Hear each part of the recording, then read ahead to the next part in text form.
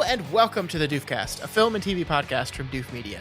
My name is Scott Daly, and joining me, as always, the black swan to my white, it's Mr. Matt Freeman. How's it going today, Matt? Oh, I'm just feeling just very sexually aggressive. Oh, okay. Guess I'll throw myself off a cliff then. That sounds about right to me.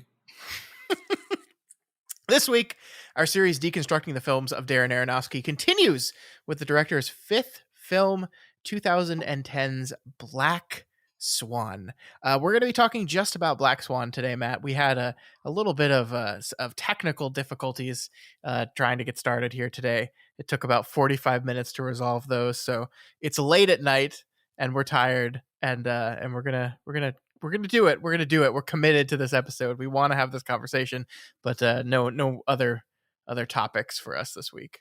Yep. It's I'm so tired that when I look over at the terrifying portraits of my children that I've drawn, they look even more terrifying than usual. You know, for someone who's never seen the movie, the context is going to be entirely missing there, and they're going to be concerned about you. You're the next Bean Dad. You just got to watch the movie, folks. All right, so let's waste no time and get right into it, Matt. Let's talk all about Darren Aronofsky's Black Swan. He promised to feature me more this season. Well, he should. You've been there long enough. And you're the most dedicated dancer in the company. Our new Swan Queen, the exquisite Nina Sayers. I'm Lily. You're gonna be amazing. Watch the way she moves. Sensual. She's not faking it. Seduce us! Attack it! Attack it! Come on! Matt, what is this movie all about? Nina is a talented but unstable ballerina on the verge of stardom. Pushed to the breaking point by her artistic director and a seductive rival, Nina's grip on reality slips, plunging her into a waking nightmare. What do we call her seductive? The seductive. I mean, Mila Kunis character. It's ambiguous. You think she is? Anyway, this movie was written by Mark Heyman, Andre Hines, and John J. McLaughlin. It was directed, of course, by Mr. Darren Aronofsky and stars Natalie Portman, Mila Kunis, and Vincent Cassel as just the most scummy ballet instructor on the face of the planet. Mm-hmm. All right, Matt, you got to talk to me about this movie. What did you think? Had you seen, I believe you'd seen Black Swan before, right? This is one of the couple that you had seen. What did you think on this rewatch? Man, this is a great movie. I will say that I didn't remember when we started Aronofsky how uncomfortable most of his movies are to watch. And like I not because of time constraints, but because of sheer discomfort, I watched this movie in like 4 chunks, split by me going like, no, and then like having to get up and walk around.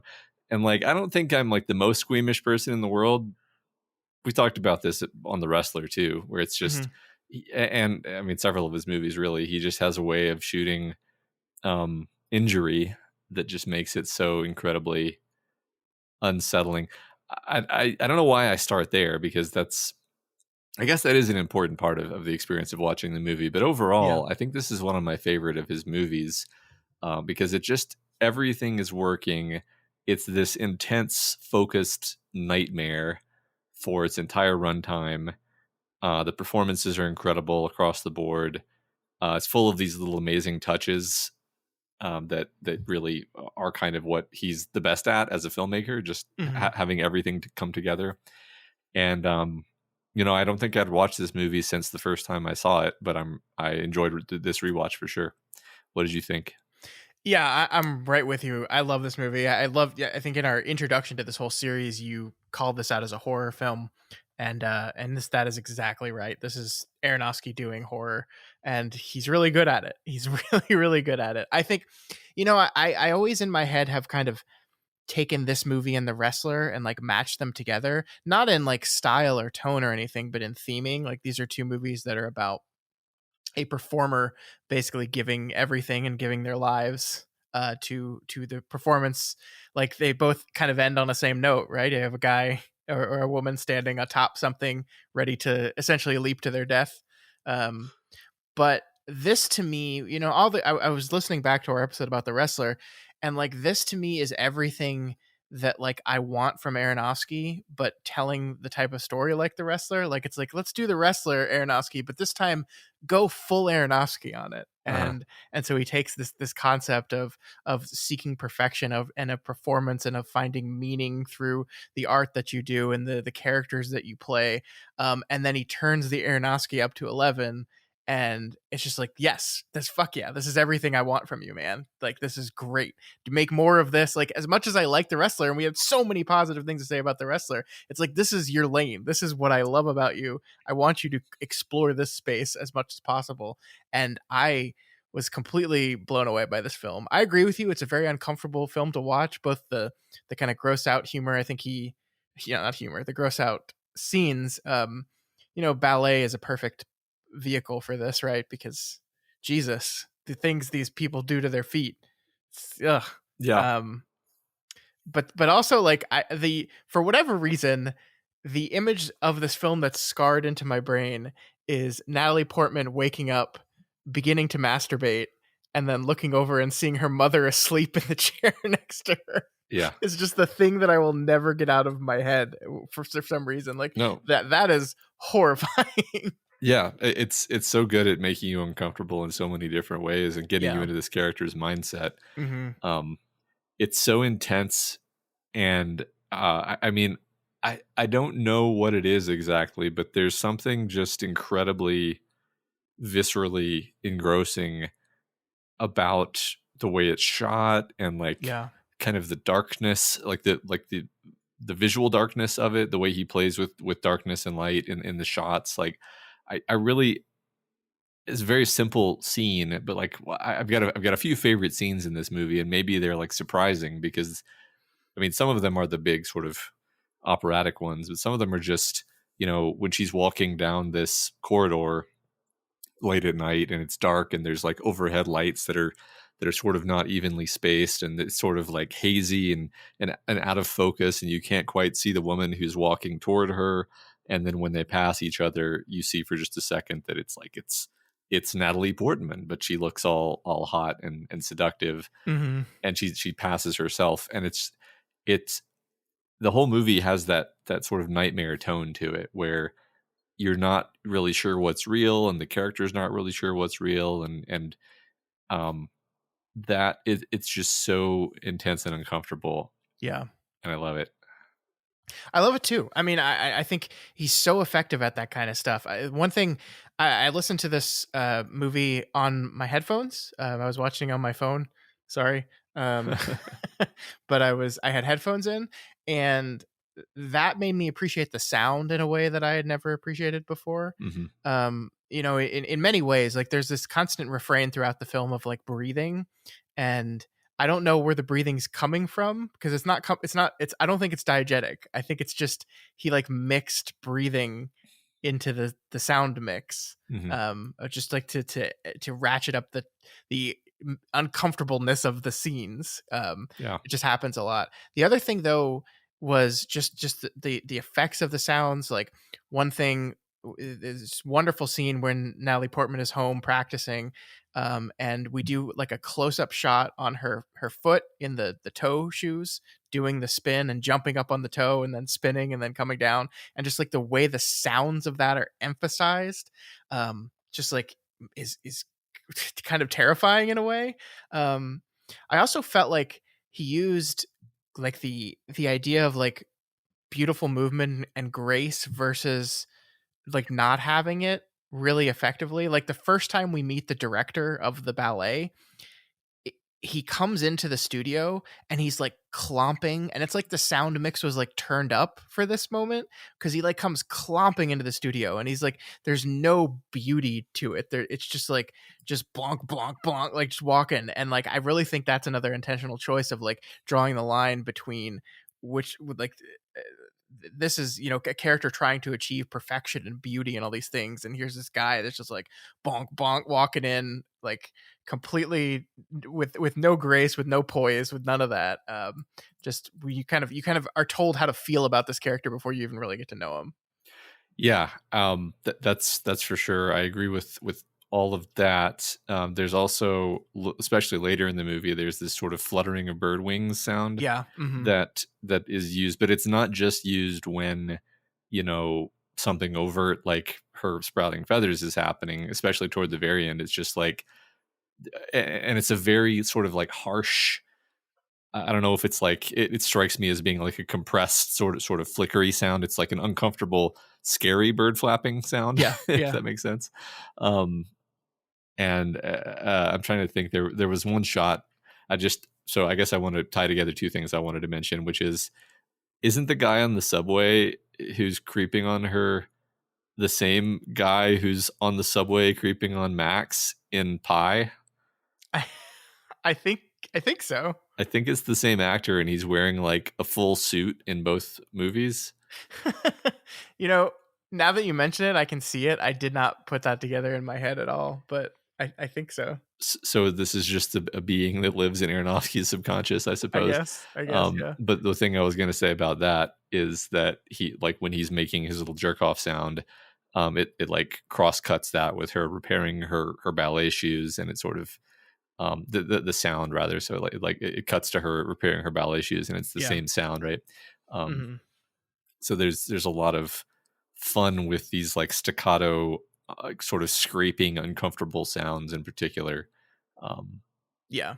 And then of course like the beautiful music of the ballet itself, right? I think once again we have a soundtrack here, and it's really striking me how much I've not noticed outside of just just gosh, why can't I remember the names of these movies, Matt? Jesus. Um see, the thing is, Eternal Sunshine of the Spotless Mind pops in my head, and that's not the right one. Requiem, thank you. I don't know why those two names are like mixed up in my head, but it always happens. They do Like, that to me too. That's funny.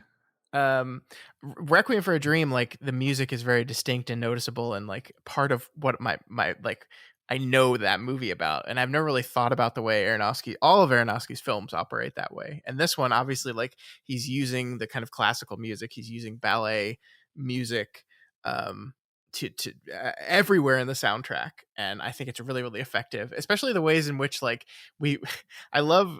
Speaking of her masturbating in front of her mother scene, the ways in which we use strings to suddenly like change the mood of a scene, like it's almost funny, right? Like when she's going to town on herself and looks over and sees her mom, and then I think it's a cello just goes like vroom, and it's just like it almost makes me laugh and like in your discomfort, like you're kind of laughing along at stuff, but Yeah. I think all that stuff is so effective. It's so Aronofsky, like it's just doing everything we need the movie to be doing in those moments. Gosh, this is a really good film. Yeah. I mean, there is something funny about that, but like it becomes like sad and horrible at the same time. Oh, yeah. Or perhaps later, like, because I mean that's one thing I love about the movie, just while we're listing things that are genius about this movie, which is really quite a genius movie, is like how much of the storytelling is by implication and show don't tell. Like you never, there's never the scene between her and her mother where they're like, as you know, daughter, I used to be a ballerina, and I never had my shot. Yeah, because I'm living vicariously through you now. Yeah, and I'm living vicariously through you. No, it's all the decor and the fact that like her room is like a little girl's room, and the fact that she has that her mother is like obsessed with her and has all these paintings of her, and she's still living with her mother even though it seems like she's in her 20s. And they're living in this tiny, tiny apartment where it seems both of their lives revolve completely around her and her time in the ballet troupe. There's like so you're so right, because the movie never like goes into detail why this relationship is bad and abusive, like literally, but like it paints that picture for you perfectly. Like I find it fascinating. Like I guess the assumption I would make with like, okay, a mother character who's like obsessed with her daughter's success in the ballet would be that she would be like constantly critiquing her weight and her size and like encouraging her daughter to eat less and that kind of thing.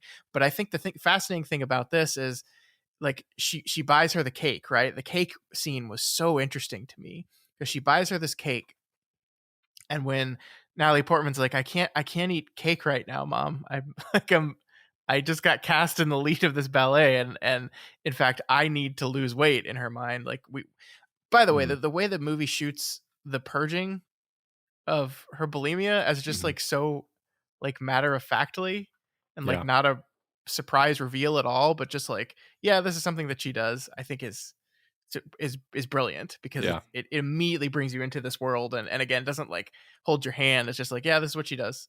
This is Yeah. what they're all It, doing. it takes for granted it's just part of the fabric of her world, the Yeah, bulimia and like yeah, all of the pain that is part of her existence, and the yeah, fact that she has these like, I guess there's something like physical therapy where it's like, well, every part of your body is breaking down, yeah, yeah. um, but you're gonna have to keep doing what you're doing Yep. regardless.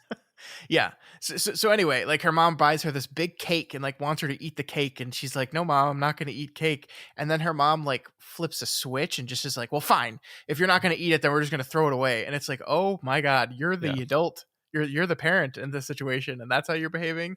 And it tells you so much about what you need to know about their dynamic that it's just like pro- constant emotional manipulation. Like, did she even want to be a ballerina? Like, we don't actually know, right? Yeah. Like, didn't seem Yeah. like she ever had a choice. Right. It seems like it was totally her mom's thing. And I mean, she has made it her own thing. Like, I will Yeah. say that's definitely the direction the movie goes. It is not just like, oh, her mom is forcing her to do this. It's become her quest is to achieve perfection. Mm-hmm. Um, but it's interesting, like her relationship with ballet, I think is interesting because it's like she wants something very specific out of it. In fact, she wants something out of it that like no one else even understands, Yeah. because like her um the ballet director, it's like he sees this as like a way of doing theater, and like the grandiose public image of it all, and it's a way to be famous, and it's a way to court high society. And then um I'm not even sure what Mila Kunis wants out of it, but the point being, like, she has this specific, like, she's an artist of it in a way that kind of nobody else is, and she's obsessed with it in a way that nobody else is. Yeah. Although, yeah, The yeah, go concept of ahead. perfection, right, is Yeah, a through line. Yeah. yeah, yeah. I mean, it started out as her mom's thing, but I mean, it's funny because by the midway point, she's like basically saying to her mom, like, you were never really serious about this, like, Yeah. Yeah. um, Yeah. which, Her mom kind of created a monster, and like I think the thing that's so interesting to me about her character is that like it's definitely a movie about how she breaks over time. Over the course of the movie, she's like basically having a mental breakdown. But like even when we meet her, it's very clear that she's mentally unwell. Like, right, mhm, like from the very beginning. Like, I think the first moments we see her on the subway, like, is she first gets a look of, maybe that's actually Mila Kunis on the subway there. Maybe mhm. not. Maybe it's her seeing things or seeing herself, or before she's even cast, right? Like, she's seeing things or noticing things, and she's like very immediately concerned with this strange woman that looks a little bit like her. Um, so she's just deeply unwell from the very beginning. Yeah. Yeah, exactly. The gradual breakdown of her psyche as portrayed in the film, I think, is the main source of horror, other than just like the body horror. Yeah. I'll just mention my other favorite um, idea, I guess, visual idea from the movie, is that her mom is working on these paintings of her, and I don't remember if it happens like two separate times or if it's just one time, but it seems I remember this from the first time I saw the movie. Like, that's how much it stuck with me. Is it seems like every time she looks into her mom's little painting studio, or the camera shows what's in there, it's like the paintings have become just a tick more disturbing, um, until like Until they're culmination, talking. when Yeah. they're obviously, she just loses it, and then I don't. Yeah, I just love that idea. I love that. It feels very fresh and effective as a Yeah. horror technique. Um, Yeah, I agree. I mean, I mean, it shows you in the mom psyche as well. Like, why are you, why, like, or I guess maybe it doesn't. Like, this is the thing. This is the thing about this movie, is you constantly have to be asking yourself, which parts of this are happening and which aren't, right? Yeah, that's true. I'm glad you said that, because it reminds me, like, I think you kind of said this earlier. Like, is Mila Kunis actually after her job and trying to seduce the director, or is Mila Kunis just like this girl from San Francisco who showed up and wanted to join the ballet troupe, and Yeah, it's she all just wants to good? do ballet. I mean, Yeah. yeah. Like, was she is she trying to sabotage her by taking her out drinking and partying, or does she just want to take her out drinking and partying? Like, and as for her mom, I mean, I think her mom is interesting, because I think usually, like, in film, we exaggerate, Mhm. in storytelling, we exaggerate, and it's like, really the worst thing that her mom does that I can recall off the top of my head is the cake thing, which Yeah. is definitely like an emotionally abusive behavior for sure, but it's like, there's not a scene where she, like, starts, throwing things at her or hitting her, or, like, she sort of is invading her privacy, but I mean, she's displaying real signs of mental uh uh disturbance, so her mom invading her privacy maybe is slightly called for. So, like, it's this kind of interesting ambiguity where all, like, she sees, maybe all these kind of things around her that she sees a certain way are actually just her paranoid mind, and Yeah. it's, you can't figure it out, and I love that. Yeah, and it's I think this is a tough line to nail, because like this movie loves to play with the idea of like, we're going to show you a scene, and then by the end of the scene you're not going to be sure if the scene happened or not, and you're not going to be sure what to feel, and that can eventually get exhausting to the point where, like, okay, if I never know if anything is real, then I just have no there's no stakes for me and no emotional buy-in, and I'm just kind of completely outside the movie itself. I don't think we ever get there with this movie. I think it Mhm. navigates that like pretty perfectly, where it's just this kind of constant level of uncertainty, but never to the point where you're like when she stabs Mila Kunis, you're not like, oh, this is fake, right? Right. You're like, she's imagining this again, she's hallucinating again. You're just like, oh no, she just murdered Mila Kunis. Like, you just believe everything that she imagines. You just believe that's the character actually making that choice the entire time, and Yeah. that's why those fake outs like continue even after the movie has done them to you multiple times. They continue to work on you. You continue to be like, you got me, you got me again, movie. Yeah, and I think from a character perspective, fundamentally, you believe that she would have done that, Yeah. so it doesn't feel fake, even though you later find out it didn't really happen. And then it's like, Hmm. it's not like she gets off the hook. It's like, no, th- you are actually in a battle with yourself, and have been for the entire movie. Hmm. And Mila Kunis is at times standing in for the part of yourself, the Black Swan part of yourself that you are in conflict with. And you did stab the Black Swan. The Black Swan wasn't Mila Kunis; it was yourself. It was you. Yeah. So it's not, I mean, it is sort of a bait and switch, but it's like, well, the bait and switch was actually, like, even worse than what we thought it was, in a way. Hmm. um, Yeah, I I was agree. also thinking, like, what are the stakes of the movie, because that's a really, I think that's a fun question for Aronofsky movies in general, because his narratives tend to be so non-traditional. Hmm. And I think that one fun thing to notice is, like, you're pretty heavily identified with her, even though you're fully aware that she's having a breakdown. So you really want this performance to go off, and you want her to get to be the Swan Queen. You want what she wants, even though it's bad for her. Yeah. And I think that's cool, because, like, toward the end of the movie, when you start to think, like, oh wait, is she going to get replaced, in the middle of the show because she's falling apart? You're like, no, that can't happen. Hmm. Um and there's even a kind of a weird note of triumph when she falls off the, when she dies, but at the end, where it's like, well, she achieved her crowning achievement. It kind of reminded me of The Wrestler. I mean, we already talked about how it's reminiscent of the Wrestler, but it's like, mm, from within her twisted psyche, this is even more of a good thing Yeah. than it was for the character in The Wrestler.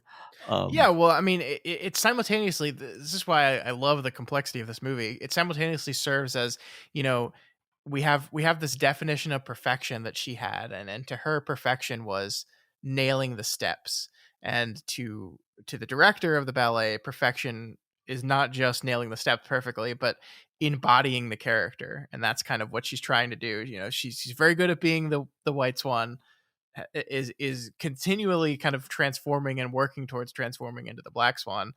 She achieves this kind of perfect symbiosis at the end when she is almost simultaneously both of them, and then kills herself to achieve this level of perfection, this new level of perfection. Says it was perfect, dies, um, and then and then we're like, okay, um, I guess the question I have for you on this is like, between the wrestler and this, like, does Aronofsky see this kind of quest for perfection as, like, I mean, obviously self-destructing, but like I'm trying to relate this to like um why can't I remember names of movies today, Matt? The drumming one. Whiplash. Yeah, Whiplash, I thank think you. Like Whiplash that has a lot movie, of like Whiplash is very clearly like a film about, I think at the end of the day, like, to be the best at something, you kind of have to be a little insane. yeah. And you have to sacrifice everything to do that, and that's just a fact of existence. I don't know if this movie and the wrestler, like, their conclusion is Aronofsky kind of thinks that like I know he doesn't think it's noble, because I don't think he shoots it that way, but just like the ultimate lesson of these films, the ultimate like conceit of these movies is like perfection is a disease, maybe. Yeah. I don't know, what do you think? I mean, I think it's a. I guess I don't see it as a moralizing thing. I see it, but I do see it as like a tragedy where it's like Mm-hmm. this is the cost of greatness, and we admire greatness, we love greatness, we worship greatness, but this is what is required for greatness, and it is self destruction. I mean, I like another riff on this is like the wrestler is a a very famous the guy who was at the top of his game when he was young, and now he's an old man, and he's washed up, and he knows he'll never achieve the glory days again. But he does get some kind of meaning over out of the fact that he was this icon and that he was so great and beloved, but also at the same time his life is a complete dumpster fire, and he knows that. Yeah. And then this is like the other end of that journey, or like the beginning of that journey, where it's this very young woman who hasn't actually made it yet, and this is her big chance to make it, and she's sacrificing absolutely everything to make it. And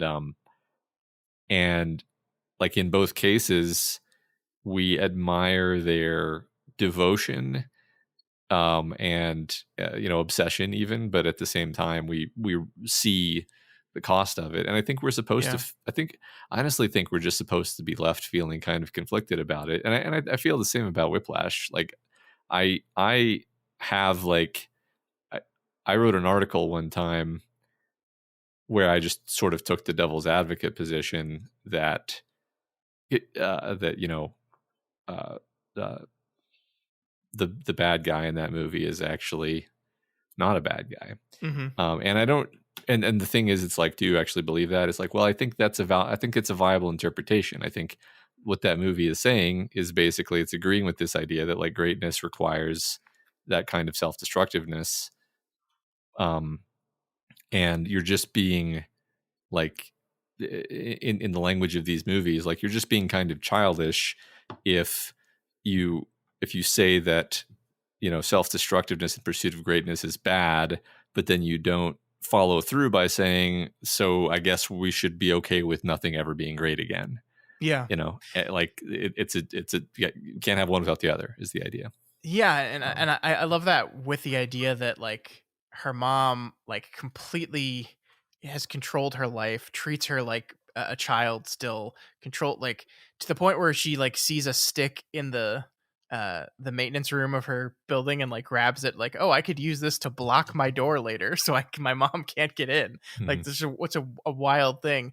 And yet when she's so close to it but mentally damaged, her mom is like, no, you can't do this now. And it's like this kind of like, well, wait a minute, like, you pushed me towards this, you made both of our whole existence about this one moment, and now at the 11th hour you're going to come in and say, oh no, you can't go on stage, you're not well. It's like, I've been not well for years. Uh-huh. And that's I think where the "you're not committed" line comes from. It's like, to Natalie Portman's character, this is what it takes. All of this, the destruction of self is what it takes. And yeah. and So sorry, yeah. go ahead. No, I was just going to say, I wanted to hit that point because I don't know about you, but I sort of read into that this idea that her mom is simultaneously obsessed with the idea of her being successful and also terrified of it because Yeah.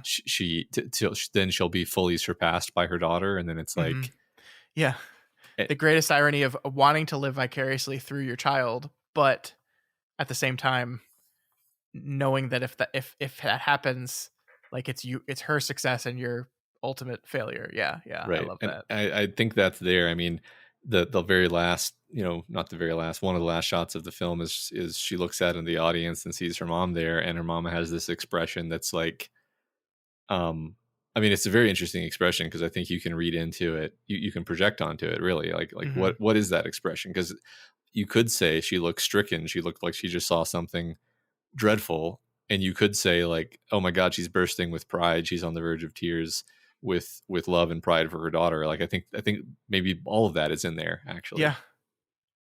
So. I think so. I think that expression is meant to be read openly like that, where yeah, I mean, I think I saw kind of both of those throughout in the same time in that. And the other thing I wanted to touch on this, and why one of the reasons I love this movie is because the complicated nature of it is, she talks early in the film about how when the white swan jumps off the cliff at the end, killing herself, it's a level of freedom that she's free. And I like this in this story as well, that like, this is a woman who is completely trapped now by all the people around her, by her mother, by the director, and by herself, who's completely trapped in this life.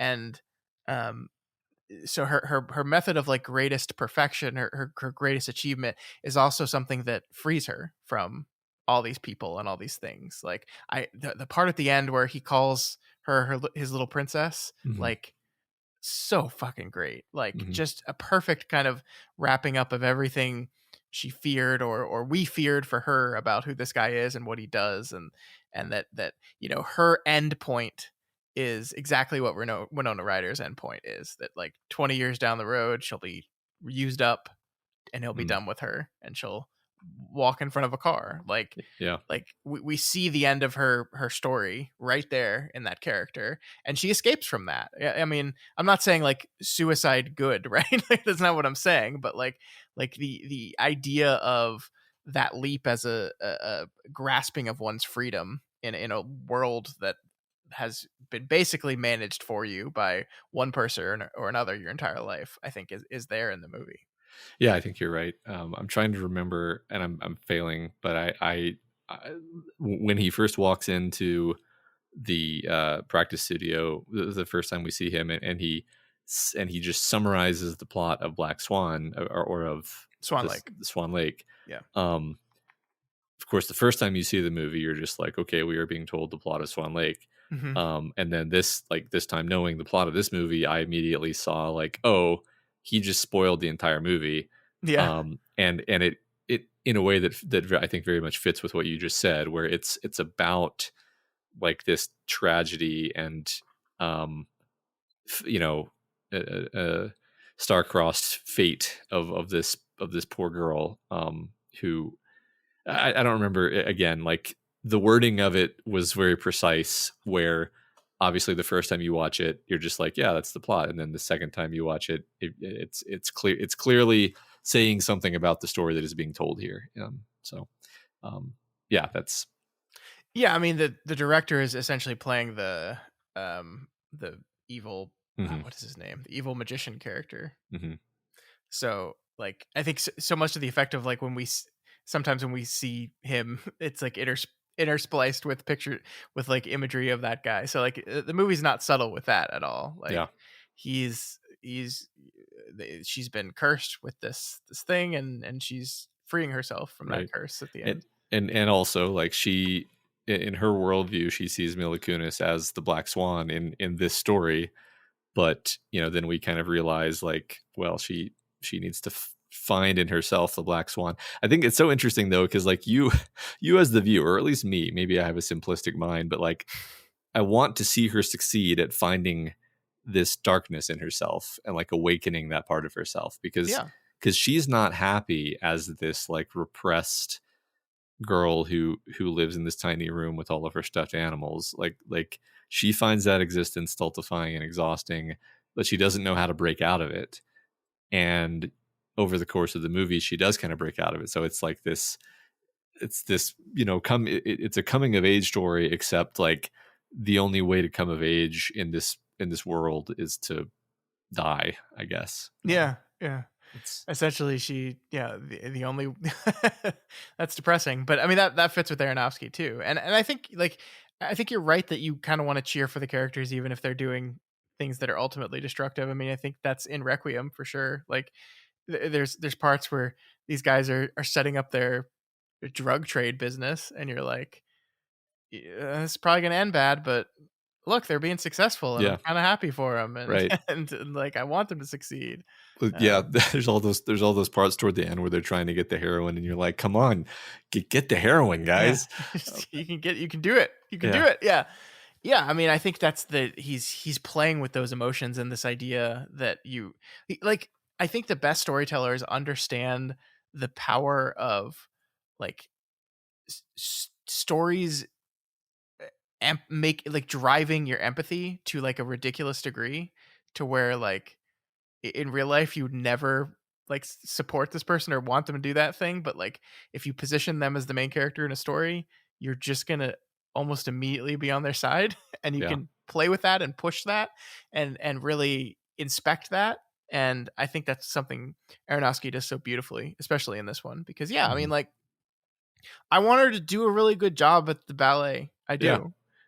Despite the fact that the ballet director is obviously a prick, which also, by the way, like he says at the beginning, like, we're going to do Swan Lake.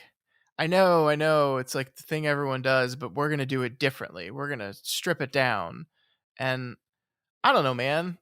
I've seen Swan Lake before. The performance at the end of the movie is good. Just kind of seemed like Swan Lake. I don't know. I don't know what they did. It was really different from like Swan Lake. I think you were just like like I think he's just a piece of shit, and he's a liar, and he's probably like just been kind of coasting off of the talent of the people he surrounds himself with.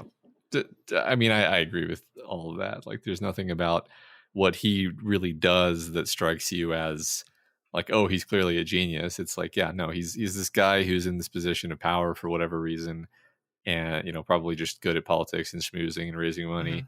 And so he gets to have this, position where he gets to abuse these women and manipulate them and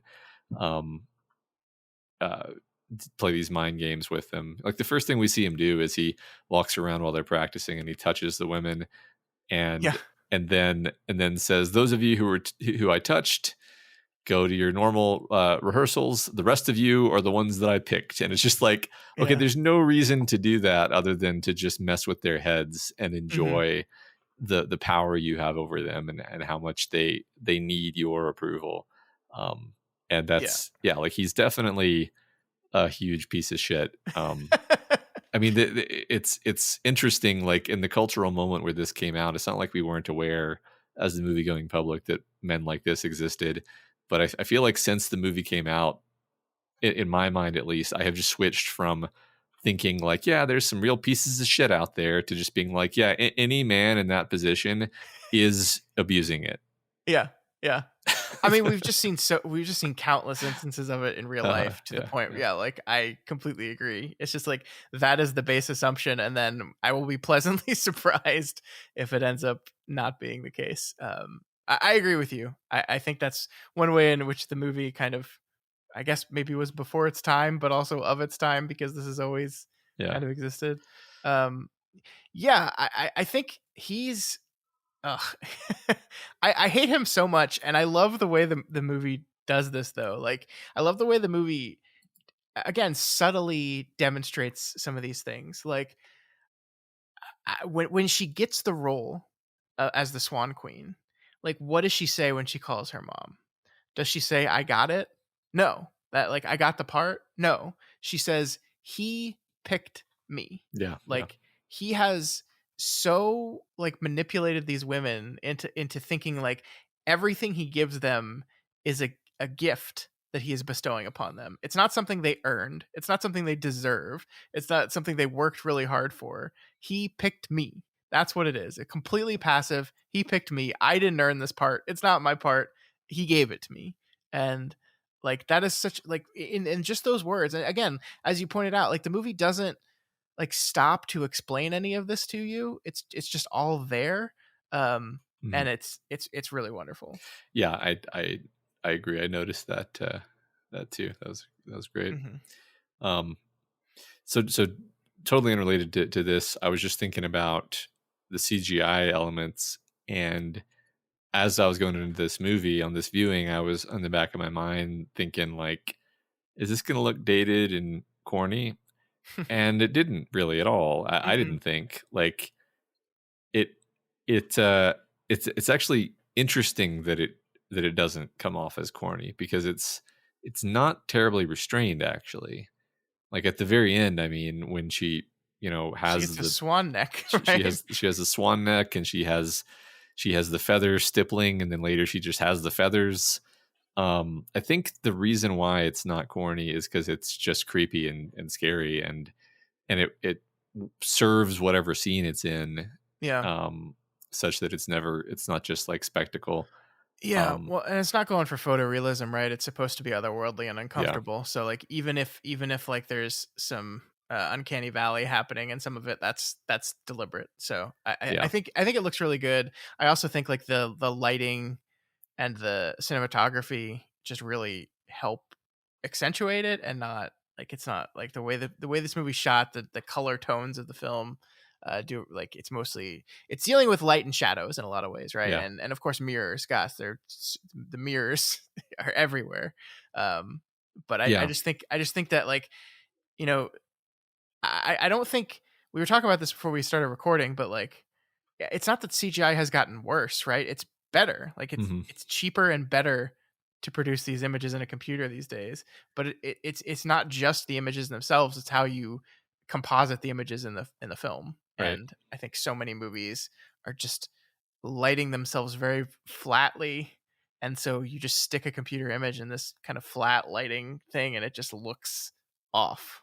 Yeah, And this is a expertly composed film, and it has none of those problems. yeah. The lighting is amazing. There were certain shots, like there's one where I think she walks into a big open area. I'm not sure if it's the stage or if it's just like the practice room. And like, part of the reason I'm not sure is that it's so dark, and there's just like these, rays of light coming in from certain sources, and then there's like a mirror. And as she walks into this large space with this wide shot, you like see her in the mirror, and it all comes off very unsettling, because of how much of the frame is dark, and it could be hiding something. Yeah. The movie just has so much fun with darkness, and like even when it's not dark, like the quality of the light can sometimes be this dim, like either like too harsh fluorescent light in some cases, or like too dim, sort of indoor underlit incandescent, sort of weird. Mhm. Like, I've genuinely always thought about, like, the interior of their apartment is lit in such a unique way that Yeah. I Yeah. really can't think of any other movie that's quite, because it's not like it's so dark that you can't see. It's just it's not like you're looking at the frame and you're like, wow, they underlit this. The filmmakers failed to light this properly. It's just, it strikes you as like, this is a dim, depressing, dingy space that would be claustrophobic and unpleasant. But at the same time, it's not like it's like, this is unrealistically dim or anything. It's just, I don't know. I don't know what it is exactly, or how they achieve this effect. Maybe it even has to do with like the film or the lens, and it's not even the lighting per se. Um, I don't know. It's very unique though, and interesting. Yeah, I agree with that. I mean, I think it's lighting, it's lenses, it's how all those things are used in conjunction that create the space. And that's, I mean, speaking of spaces, like I think this is this is a movie that almost doesn't take place in the world, like Mhm.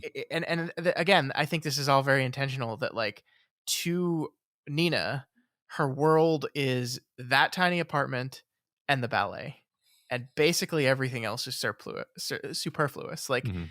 we do see moments of her like on the subway traveling back and forth, but it's almost as if she's always like they're lit almost as if this is just a tunnel from one place to the other, and that's all it is to her. Mhm. And none of these places matter. There's no real feel of geography of the world. Like we don't feel like we're moving through a space. It's just these two spaces and blackness everywhere else, and that's all it is. I mean, Yeah. this is emphasized. Like I, speaking of the subtlety of dialogue, I think this is emphasized by when she goes out with Mila Kunis and meets those two boys. And I wrote this down because I love this line so much. One of the guys says to her, "You never told me who you are," and her response is, "I'm a dancer." Mhm. And he's like, "No, I mean your name." Mhm. It's just like once again, like a perfect indirect way of cluing you in on who this character Yeah, is. And that's she was answering the question. That's who I yeah. am. Yeah. No, I Oh, love that. I love that moment too. Speaking of like the geography and the sort of dreaminess of it, yeah, like that whole scene you were talking about when they go to the club.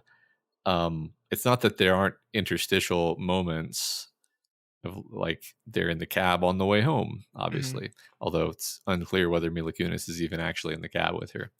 But regardless, like that whole interlude feels like this um, separate world from everything else in the movie, and it feels very ethereal, and I think the lighting and the camera once again, and like where the focus is, it really keeps us in Natalie Portman's world, Yeah. and the whole time. Like I haven't seen Mother, but I know one of the things that Mother does is that like the camera is always following the main character in this really tight way, and this movie doesn't go to that extent of it being like a gimmick, um but it is, you are always like you were in the film world of her brain and how she sees Mhm. things and how she perceives things, and part of you, and like I think you just accept that like that's probably not even how that club looks like. like, like Yeah.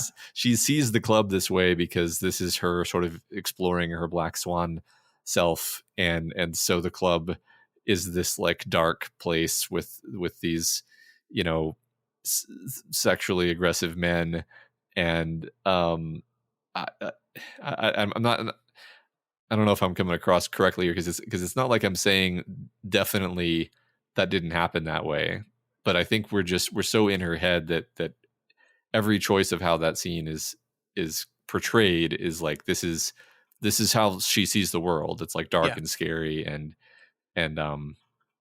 she doesn't feel comfortable there. Yeah. No, I know what you're saying, and I think I agree with that. That this general idea of like um the movie is firmly in her point of view, and I think it is. And Yeah. because it's like there is no dramatic irony to this film. Like we don't know anything that Nina doesn't know, and when Nina learns things is when we learn things. Yeah. Yeah. So I think you're absolutely right that we're just firmly in her point of view the entire time. In fact, I don't know. Is there a scene in this film in which she's not in it? I don't think I don't. so. Yeah. I don't think.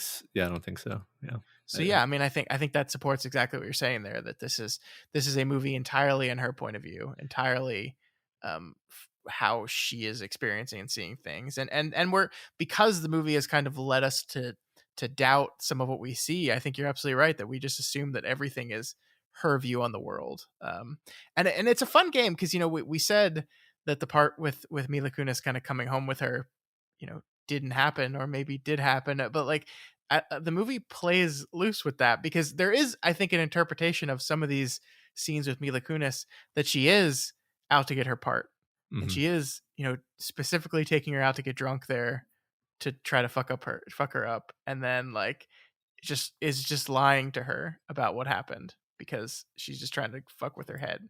Yeah. Like that's an interpretation of what's happening here. I don't think it's the one that is supported the most by the text, but I think it's there. Yeah, I agree that it is unclear. I think, to me, so, I do have my opinion on it, although I of course always enjoy when there are multiple valid interpretations. I think, to me, the scene where toward the end, where Mila Kunis knocks on her door and she thinks that she has murdered Mila Kunis, and she opens the door, and it's like there's like a strong stylistic break between what was happening before that point and that point, where it's like a bucket of cold water got dumped over her head, and the delusions all just melt away, and um everything becomes very, grounded, and that's when she just looks stunned for a few moments, and she closes the door, and then she realizes she stabbed herself.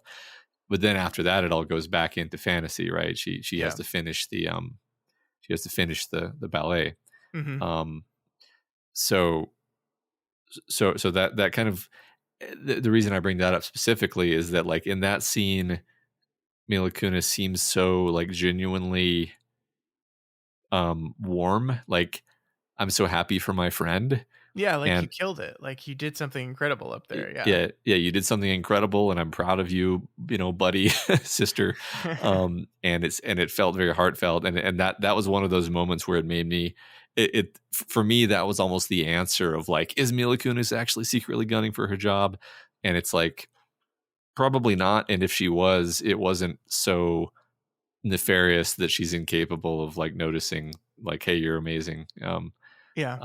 So I don't No, know. I think you're right. And again, like I think because we're so firmly in Nina's head, like we know so little of who she is. Like there's so many scenes where like I think during the actual ballet performance it cuts to her and she's like grabbing some dude's junk, like they're just off stage, and she just like grabs his junk in his ballet outfit and then like looks at Nina, and you're like, is that happening? Like did that happen? Like she's painted as this you know carefree promiscuous seductress, but I don't know.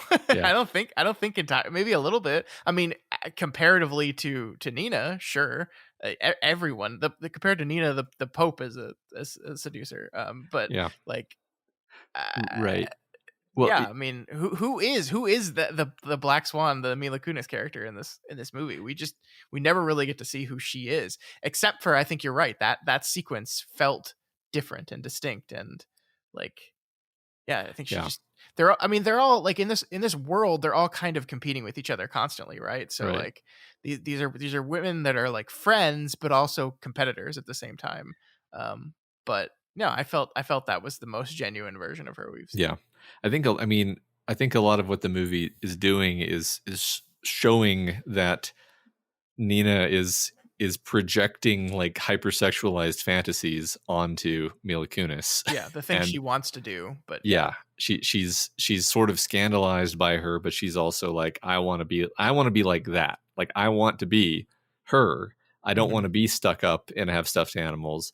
I want to be more like her. And she, I think, in her own mind, exaggerates and forms a caricature of who this person is. And literally hallucinates. Like, we know for a fact that she hallucinates stuff because she hallucinates murdering her, which clearly definitely didn't happen.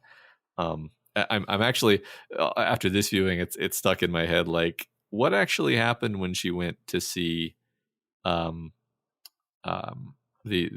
retired dancer, famous. yeah, did she really stab herself in the face? Did she really, or did Nina stab her? Right. I mean, like Nina drops the letter opener when she gets into the elevator, like, and so it was in Nina's hand, Right, and it's bloody. It's bloody. So yeah, like Yeah, like, what I happened? don't know, man. It was the blood a hallucination, and I think that's I love that one, because that's not one that bothers me too much, because I'm not like, I need an answer on this, because it could just be like everything about that was a hallucination. She didn't even go there. The woman didn't even wake up. Yeah. Who knows? But it just speaks to her. It's really all projection. It's like this is where she sees herself headed. That character is where she's afraid of ending up. Beth is the character, Yeah, which is of yeah. course Winona Ryder, played by Winona Ryder, and then Mila Kunis is who she wishes she were. And yeah, it's God, it's such a rich, layered movie. I really, I don't know if I want to say this, but I think this is my favorite, or maybe the best of his movies.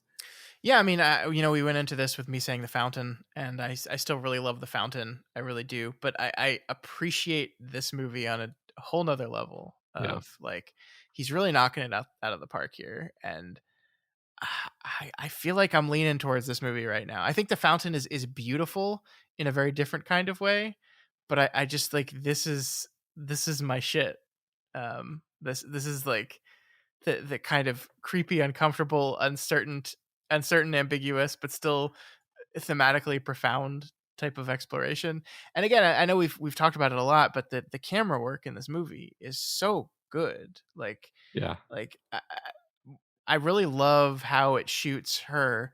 When she's doing the I don't know ballet term. She's doing the spinnies, and the thing where you like you're supposed to lock on a certain point, and when you spin around, so you can like lock back on that point, and he basically makes the camera do that, like in a way that's like just this really, really impactful effect where she's like spinning around, and the director Tomas is right there in front of him, and she's spinning, and it's like locked on his face even though the camera spins, and it's this really uncomfortable but powerful effect that I just really liked. Yeah. And that's the whole movie. The whole movie's shot like that. Yeah. Oh, and then there's all the ballet scenes, which, it's funny. My recollection from when this movie came out was that, like, Natalie Portman obviously had to learn quite a bit of ballet, but like the final scenes, there's a reason they're sort of focusing on her face. It's because it's not really practical to actually be doing all of that ballet. Yeah, there was a little bit of controversy about this, actually. Really? In that I think some of the promotional and marketing material of the movie emphasized that her and Mila Kunis like took a year to learn the ballet, and then they like let that be the assumption that it's them dancing the entire time, when it definitely is not. There are dancing doubles, like professional ballerinas that are doing a lot of the actual ballet. And so there was some people in the world of ballet that were like, no, to think that one could learn how to do this in a year is absurd and ridiculous. To their credit, like, I don't think Natalie Portman ever like claimed otherwise. I think it's just like the type of thing where that would be fun if we could be like really push in the marketing material, like that. Look, Natalie Portman learned how to be a ballerina for this. God. Okay. This just, I'm sorry. This irritates me. This actually, because like, think about like in The Matrix when they spend all that time learning how to fight. And then a lot of the scenes are actually them fighting. But then when they need to throw somebody through a wall, it's not Keanu Reeves. It's a stuntman, right? Yeah.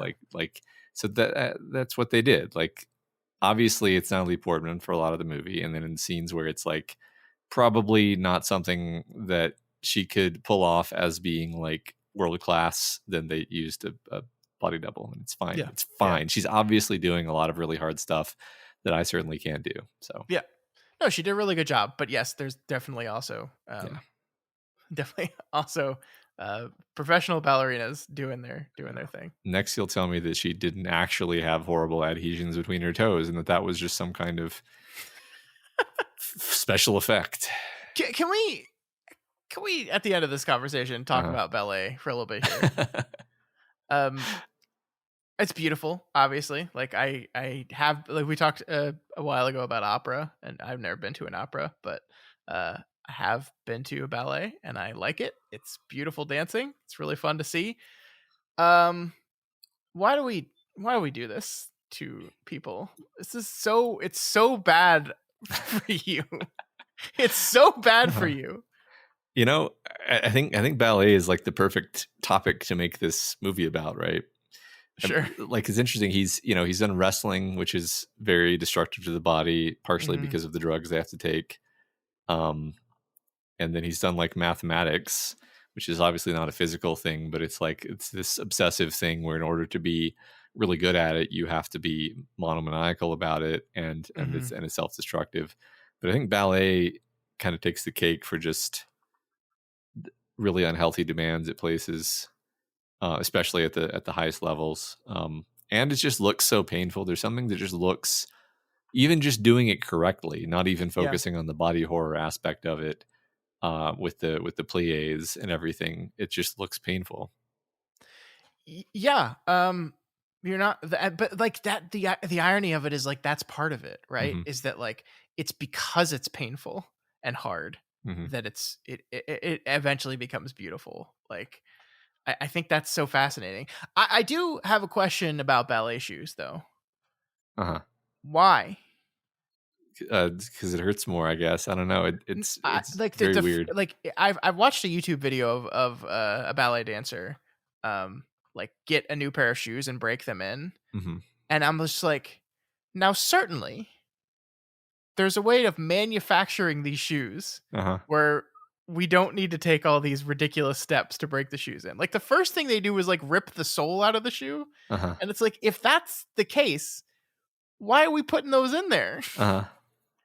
I'm right there with you, buddy. I don't like, why not just purchase an item like an actual ballet shoe for real though, Yeah. in which I don't know. I don't get it. I don't get it. No, there's probably some ballet dancers that are going to tell me exactly why it has to be exactly this way, and I'm sure there's a reason for that. But I just like if Mhm. ever like I've like broken a baseball glove before, right? Yeah. Like that is you take a baseball glove and you have to like break it in, and there's a lot of things you have to do. You have to oil it up. I don't know if you have to bake them anymore. I think they manufacture them differently. That you don't have to bake them, which is just actually more evidence for my point of like certainly in Uh-huh. 2024 or I guess 2010 when this movie was filmed. Like Yeah. there's a I, better manufacturing process that doesn't require all this incredible amount of work. Like seriously, I I wish I could find this video for you, but it's like this ballet dancer at like 3 in the morning. Like I have to break in my shoes before tomorrow, and it's like her going through the motions, and hours are going by, and she's got to sew and like burn parts of the shoe, and like it's really elaborate. That's so interesting. I mean, part of me at this, now that you've said that, makes me think that it's just another way to demonstrate your like devotion. Yeah, So that like if you show up and it's like, you didn't do the shoe ritual correctly, so we know that you're not serious. the That shoe ritual. that strikes me as very plausible, Yeah, because no, totally. just to make up a reason that sort of makes sense to me. Like you can imagine, that there's like a product that's for like your retail ballet customer who's like someone who enjoys going to ballet classes on weekends, Hmm. and that's all well and good. I'm sure it's good exercise, etc. But like, then there's people who do professional ballet where they're like, doing things that are actually dangerous, throwing their bodies through space and being caught and thrown, and so forth. And like they sort of need a different solution actually. And Yeah, maybe you just can't buy shoes that are up to that, level of demand, and you have to sure. customize them. I don't know. Yeah, I mean it's a shoe with like a block of wood in the toe that you stand on, so it's Okay. already an insane Hmm. thing. Yeah, that's just so painful. Just you saying that makes my feet hurt. Yeah, when her toenail Oh splits. God. Oh, Uh, oh. oh, and the fact that she always just gets right back to it after all these things that happen to her Yeah, is yeah, the worst, because you're just imagining, like, that was one thing that occurred to me. This movie is like, it's totally believable that she wouldn't notice that she had fatally stabbed herself, because she's just in pain all the time, yeah. Uh-huh. Yeah, from all parts of her body. the scene. Yeah, with the scene where she's with the personal trainer and she's just like cracking her body. Yeah. It's just like holy shit, man. Yeah. In fact, now I think that this was a setup, because the personal trainer is like specifically trying to do like a diaphragm release, like digging her fingers under her rib Oh cage. yeah. Oh my god. And it's like, well, that's basically where she stabbed herself. No, you're so right. You're so right. Yeah. So I That's think a great call. I hadn't thought of that, but no, I think you're 100% right there. yeah, that didn't occur to me until this moment either. But yeah, it's God. I mean, we kind of blew past saying like all the performances are great. I just want to like double back and just be like, this is definitely the best Natalie Portman performance. Yeah, and she won the Oscar for this performance. Just like a movie carrying performance in a movie that's already great. I feel like this is something that is worth like declaring as Aronofsky's thing at this point, because like if you look over his filmography, like we have this Academy Award winning performance, probably arguably Natalie Portman's like best thing she's ever done. Then you have The Wrestler, you have Mickey Rourke, Academy Award nominated, did not win, but nominated performance, like a career revitalizing performance. You have Requiem for a Dream, which is, I think the only character I'm not like 100% confident in saying best performance is Jennifer Connelly, but like I think everyone else does a really great job in that, including the mother whose name I'm blanking on right now. And then, we talked in The Fountain about how this is definitely a top 5 Hugh Jackman performance in The Fountain. So like it just seems like part of Aronofsky's thing is he's going to put actors in roles that really play to their strengths and bring like all-time performances out of them. If not the greatest, one of the greatest performances they've ever given. And that's part of directing. So I think that's worth kind of giving him credit for. Yeah, I agree. I mean, I think I'm trying to say this in a fair way, but like Natalie Portman's been in some bad movies and she's been bad in those movies. So, yeah. But she's also been in some great movies. It's not like this is like the Garden only State. I actually think she does a different character in Garden State, which I think is good, right? And she's playing a person that's not real. Yeah, essentially. Yeah, and she does fine with it. She does fine like with the reason why Garden State is a bad movie is not because of Natalie Portman's performance. Yes, exactly. And I think she does well in V for Vendetta, even though that movie. I mean, yeah, I don't know what my point is there. I haven't seen that movie in forever. I think I haven't either, but I think that she's good in it. Anyway, she's bad in Star Wars, but that's George Lucas's fault. Yeah, I mean, she's bad in Star Wars, and I feel like she's bad in at least one other thing that is now escaping me. But the point is, she's good, and this movie lets her shine. And I agree with what you were saying. Like, I think Aronofsky takes these actors who maybe we've seen in other things and we're underwhelmed by, and then he's like, he sees something in them, and he puts them in this perfect vehicle that lets them really shine and show us something really, truly remarkable. Yeah, definitely. Which is why from Black Swan, we go to what is clearly going to be a top 5 Russell Crowe performance in Noah. I mean, maybe. I honestly don't know. I'm like, obviously I love this movie. I've loved just about everything we've covered so far, but I've kind of been looking forward to Noah from the beginning of this project because I think there's going to be a lot there. I mean, I think it's very possible that Noah ends up being like Shyamalan's The Last Airbender for Aronofsky, where it's just like, what the fuck happened? Like, how you know better than this? How did this happen? Or it could be like secretly actually really fucking good in weird fun ways. I don't know. We'll see.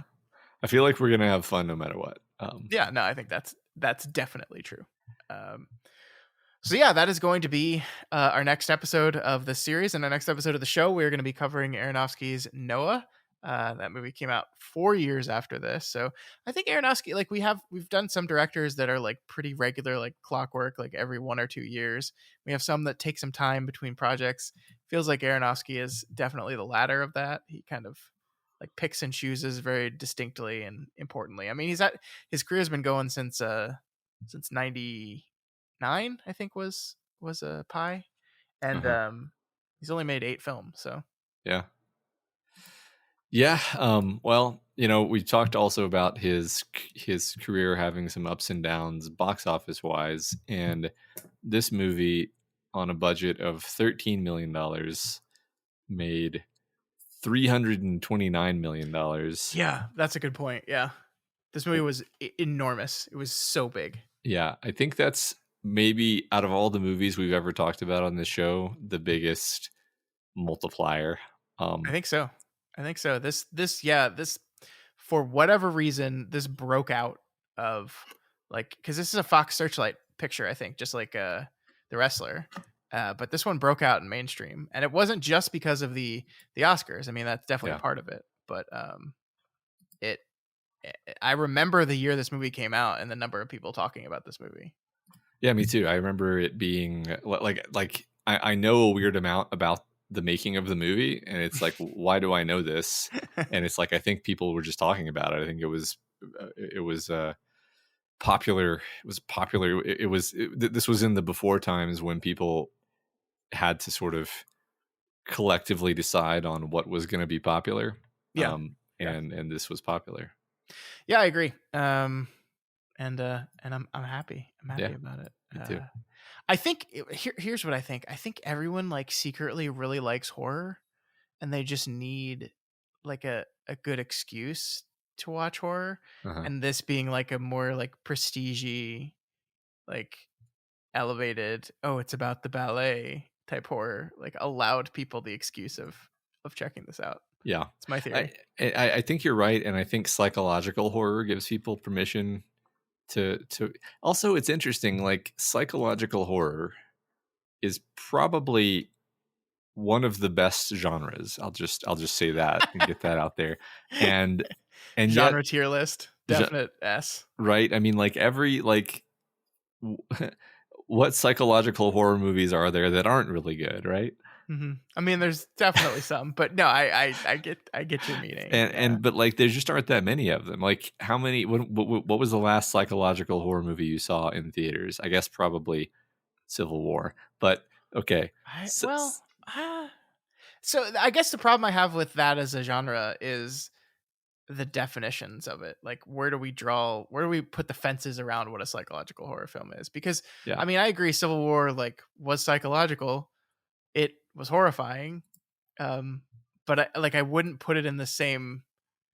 I wouldn't think about that and this movie together. I agree. I mean, Silence of the Lambs is psychological horror, but that doesn't feel like it's a fit here. I don't know. I think my point is just people do like horror, but they don't know that they do, and then also people really like psychological horror, but they don't know that they do. And I think this movie appealed to that need. I agree with you. Yeah, we're all a bunch of little freaks, and we just need rationale and justification to display our freakdom. And you make a movie about the ballet, and people go, "Ho, the ballet! That is high class. I will go see it." Oh, but it's a horror film. Yes, but it is the ballet. It is Swan Lake. Yeah, it's culture. It's not just a movie. Yes. Yeah. It's an event. Yeah. There we go. So that is Black Swan. I'm really looking forward to the eventual kind of ranking of Aronofsky we're gonna have to do, because I'm just right now kind of leaning with you on this one, but not sure where it's gonna all shake out at the end of it. All right. But all right, so that's it. We're done. We did it. We're done with Black Swan. As we said, we will move on to Noah next week. We'll see how that goes. But that's it for us this week. If you have any opinions about Black Swan, about our continuing Aronofsky project, or about anything, about horror, about ballet shoes, let us know. You can reach out to us via email at doofmedia@gmail.com or over on X @doofmedia. You can also head over to the subreddit r/doofmedia, where you can chat about this episode and anything else you want to chat about. Talk to me about your ballet shoes. Yeah. And if you like what you hear, then go ahead and subscribe on any of the major podcasting platforms. And if you like what we do here and want to support us, consider becoming a patron. Head on over to patreon.com/doofmedia and pledge at any of the available levels. We've got a whole bunch of fun bonus content every month. There's more. And of course, you're helping us out and helping us make this wonderful content. Sorry, we missed an episode last week, and sorry for, I was going to say sorry for the shortness of this episode, but Matt, we did it again. Not surprised. So I'm not sorry for the length of this episode, but thank you folks that do support us on Patreon, and we hope to see more of you there. Yeah. And also, it would be awesome if you would consider rating and reviewing the Doofcast on Apple Podcasts. Each review helps us get more exposure and introduces new people to the content that we make here. That's right. All right, folks. Next week, Darren Aronofsky's 6th film, Noah. Let's do it. Let's do it. Can't wait. We'll see you next week.